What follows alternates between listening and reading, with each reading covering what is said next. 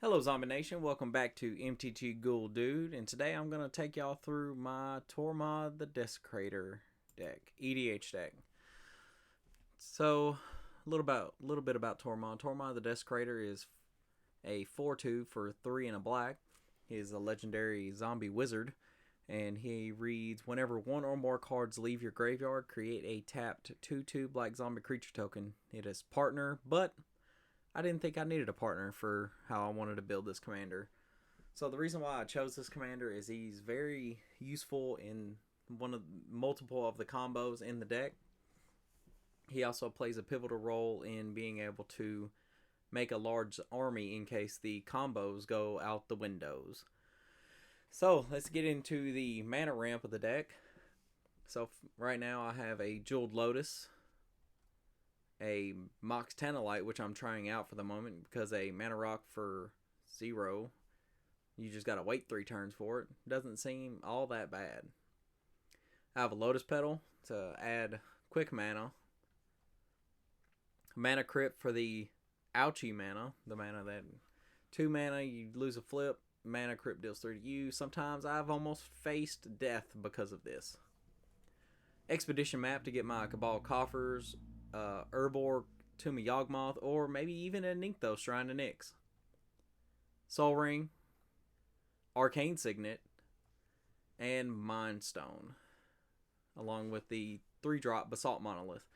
I don't think I have any combos that associate with the Basalt Monolith. I just think I put it in there for the mana acceleration. And then we go into my spell-based ritual effects along the lines of Dark Ritual, Bubbling Muck that'll double up anything that taps for black that Urborg makes into a swamp, Cabal Ritual, which I don't really ever think I've actually gotten that threshold out before. Most of the time I see it before I even get to threshold. And then we move into the creatures of the deck. Some of these actually have the combo potential, but I will highlight the combos later on in the deck tech. But for right now, we're just going to go through them all, and we're going to see what I can get into with that. Crypt Breaker for some added card draw if you have 3 or more untapped zombies, and this does count itself if you have 2 other zombies. And the discard a card, put a 2/2 onto the battlefield effect does not hurt either. Shambling Ghast has its own combo innate abilities because you can sack it to anything and create a treasure, allowing you to bring it back multiple times if you have an effect that allows you to do that. And the -1/-1 can sometimes be useful too. Dread Wanderer for the for its ability to recur itself if I have less cards in hand. Foulmire Knight is in there because it has the added ability to draw a card and lose a life from its adventure side. And then it's a 1/1 with Death Touch, so it gives has blocking potential. Relentless Dead for the 2 black. I'm still on the fence about the Relentless Dead. I haven't updated this deck since Midnight Hunt has been released. I may be thinking about adding some of those creatures in here, but it does have a recursive ability along with a self-recursion ability. Undead Augur for the card draw. Even though you can kill yourself with this card draw because it counts zombies in general and not just non-token zombies. Dialga Colossus. This is one of my pet cards that I've always liked to put in decks to see what I could do with it. It has its own combo potential considering it makes zombies just like Tormod does to help fuel the combo. Murderous Rider, especially in there for its Swift in Adventure ability. And then it is a 2/3 with lifelink, so it can help you get that life back. Midnight Reaper, another knight, but it allows you to draw on your non-token creatures when they die and lose a life. Now we get into the lords of the deck. Cemetery Reaper is the first one we're going to cover. It actually has the ability to tap 2 and a black and tap it, exile a creature card from a graveyard, so anybody's graveyard, to create a 2/2 black surprise blocker. Death Baron, just another form of evasion to give my zombies if I want to get them through. Lord of the Accursed has the ability to give all zombies menace, and that does say all zombies. So if you have a fellow zombie tribal deck at the table and they're not swinging at you, guess what? All their zombies gain menace. Lord of the Undead has a recursion ability on it that allows you to bring something back from the graveyard just in case somebody's thinking about getting rid of it. Zombie Master gives them all Swamp Walk and Regenerate, as long as it's not a Wrath of God or a Damnation or anything that comes with the do not regenerate clause on it. And then we get into the former commander of this deck, Cedh Undead Vizier. The reason why this one was at the head of the deck at first is because I was able to try and get it to where it would essentially be an infinite cast from the command zone, and you could search your library for all the cards you needed, and when you finally got done with it, you didn't have to cast it anymore. But it's a respectable body at 4/6 with Death Touch, so that's something. Then we move into Grey Merchant of Asphodel, or Gary as we call him. That Devotion to Black is not going to be something that they want to play around with. Then we move into my card draw. Village Rites is especially important since you want to make sure that if they're trying to Path to Exile something, guess what? Now it's just going to go to the graveyard, unless they have an extra response to it. And then you get the upside of drawing 2 cards. And I mean, man, look at that art. It's just beautiful. Night's Whisper for the draw 2, lose 2 effect. Sign in Blood for another draw 2, lose 2 effect. Read the Bones for a scry 2, then draw 2, then lose 2 effect for 3. Painful Lesson, another 3-drop, but you don't get the scry, so it's a draw 2, lose 2. Succumb to Temptation, it's a draw 2 and a lose 2 for 3, but at instant speed. I was on the fence about this for a while, but I feel like this card is severely underplayed because of its instant ability.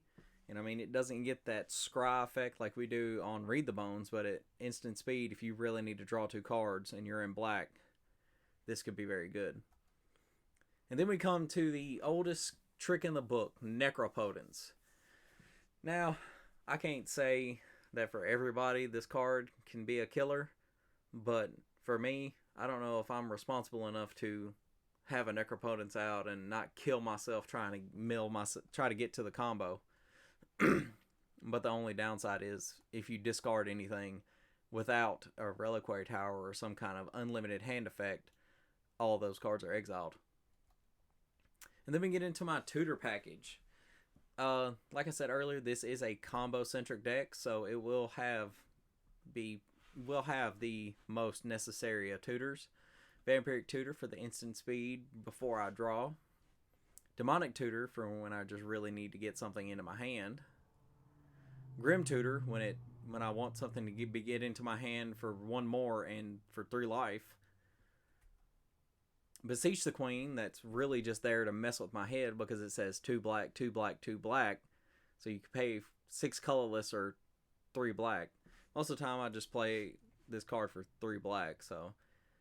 And I mean, it has a downside where it has the equal to the number of lands, but most of the deck is low curve enough to where if I need it, I really don't need to pay more than 3 for it. Diabolic Tutor for, I really just love the art. I have a foil of this in the deck, and it's just gorgeous. Final Parting is its own little, it helps set the combo up because not only can you search for 2 cards, but you put one of those cards into your graveyard and the other one into your hand. You could get the Gravecrawler, and then you could get a Phyrexian Altar for next turn. Slaughter Pack. We're moving into my removal package. I can't say Slaughter Pack was my best choice of instant removal, but when it comes to when I've seen this card do work whenever I really needed it to.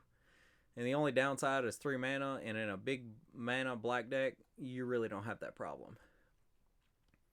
Then we come into the card that every black deck needs, or anything that's splashing black and doesn't have enchantment removal. Destroy target creature or enchantment and opponent controls. You lose life equal to that permanent's mana value. So if you really need to get rid of, I don't know, a Stasis, that would be the card to use. Then we go into the complete board wipes with one of the Oblivion Stones. And sometimes I put a fake counter on stuff to keep myself hopeful. And sometimes I just play it to blow everything up. Now, I usually try not to blow up my combo pieces, but if they get wrapped up in the cataclysmic destruction, then sometimes you just got to. Oubliette to phase out anything that I don't like, and when it comes back in, it's still tapped. Toxic Deluge, and this is another one of those cards that I don't think I'm responsible to use most of the time, because it says pay X, so you can pay anything, and then you overthink it, and then you pay too much, and you just waste a lot of life. Force of Despair. I'm trying this card out. I'm trying to see, where it fits in my meta. The destroy all creatures that enter this turn can be very useful, because some combo decks in my meta actually run like a instant make a bunch of copies of a creature card. So in a pinch, this could be like a, hey, all your stuff is dead now. Praetor's Grasp to exile target win con from my opponent's library, and then I get to play it. So if somebody's on a sacrifice kind of style deck like me, guess what? I'm going to take your altar and I'm going to make you blow it up. Then we got Damnation. Destroy all creatures. They can't be regenerated. The only non-bow in the deck with Zombie Master. Don't plan on trying to run that into it, but that's something that I've never had to do. And then we have probably one of my other favorite cards in the deck is Darkness. Because nobody ever really expects the 1 mana black fog. Not that it's not expensive, but, and I also love the flavor text. If I must die, I will encounter darkness as a bride and hug it in my own arms. William Shakespeare, Measure for Measure. And then we're coming into the combo packages. Now, I'm sure many of you know the different combo packages the Zombie Tribal has, but since this is a specifically zombie combo only deck, which means I only use combos that involve zombie cards, that's where I was going to be at. I've stuck myself into this theme where I'm only going to use zombies. But I have considered using the Liliana or Professor Onyx Chain of Small combo in the deck, because it does use a Liliana, and Liliana is just a wonderful, wonderful planeswalker to me. So, Gravecaller, Phyrexian Altar. As long as you have another zombie on the battlefield, or you can cast Liliana and use her -3 to bring back anything that's a 1-drop that has an ability. I don't know, say Shambling Ghast. That'd be pretty good. You can wipe your opponent's board with the -1s, or you can make Infinite Treasure. But what I'm really trying to do is the Plague Belcher, Vengeful Dead, and Bantu's Monument, because they actually help you drain your opponents. And I'm also looking at adding some of the 2-drop creatures into the deck, because the Bantu's Monument would take one of those away, and it would give me more creatures to recur. So, if you have any suggestions, leave them down in the comments below, and I'll maybe start a conversation about it with you. Then Altar of the Brood is also another win con. If you can't really just get any of those damage or kill spells, just wipe their board spells, this is something you can do to mill their whole graveyard, and their whole library into their graveyard. Then we're coming into the second combo of the deck. It's a Nim Deathmantle Ashnod's Altar combo. And the creatures I have in it are Grave Titan and Giraffe's Messenger, because both of them do double duty, because you can Giraffe's Messenger twice, and you can sack the Grave Titan and a zombie token to pay for the Nim Deathmantle ability with Ashnod's Altar. Because you sack the Titan, you sack the zombie token, and you get 4 mana, which allows you to use the ability on the Nim Deathmantle. And then we go into the spells that if I have infinite mana and I don't have an infinite damage outlet or something along those lines, these are the spells I'm going to cast to try and win the game. So, Torment of Hellfire is a card that's been seeing play since it's been released, and it's not slowing down. Bitter Ordeal is one of those ones that I've found myself, and I was like, you could build a deck around that. And guess what? I did. So, Bitter Ordeal is a different kind of card. It says, search target player's library for a card. A card. Remove that card from the game. Then that player shuffles his or her library. It has Gravestorm. Gravestorm is whenever you play this spell, copy it for each permanent, put it into a graveyard this turn. You may choose new targets for the copies. So when you're sacking a Gravecrawler, playing it back, sacking it, that's twice that a permanent has entered the graveyard. So that's your Gravestorm by 2. And if you just make it do it a million times and you copy it for each one and you choose new copies, say your 3, 4, 5 opponents, then they're gone. Then we have an old favorite, Tendrils of Agony, which is regular Storm. Target player loses 2 life and you gain 2 life. And it's basically just Gravestorm, but regular Storm. And then we get into the land base of the deck. So we're looking at Ancient Tomb, Nykthos Shrine of Nyx if you want to get your Black Devotion on. Phyrexian Tower is a sack outlet on a land. Reliquary Tower in case you don't want to lose your hand to a Necropotence or something else. Temple of the False God because Ancient Tomb wasn't good enough. Bojuka Bog in case my opponents think that I can't do something against their synergy. Emergent Zone when I want to play flashy. Unholy Grotto when I feel like trying to save something before my whole graveyard gets exiled. Crystal Vein, a card that I don't think sees enough play because it comes down and taps for 2 automatically and with no downside except for you lose the land. Gemstone Caverns, if you're not playing first, you're last. Urborg Tomb of Yawgmoth, which makes everything a swamp. And the only other card that matters with Urborg is Cabal Coffers. Yes. Then we have approximately 21 snow-covered swamps in the deck. I think that's right. I can't remember at this current moment.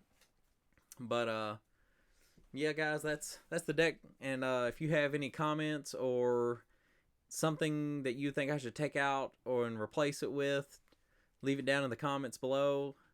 And I want to thank you guys for stopping by. And I'll catch you guys next time.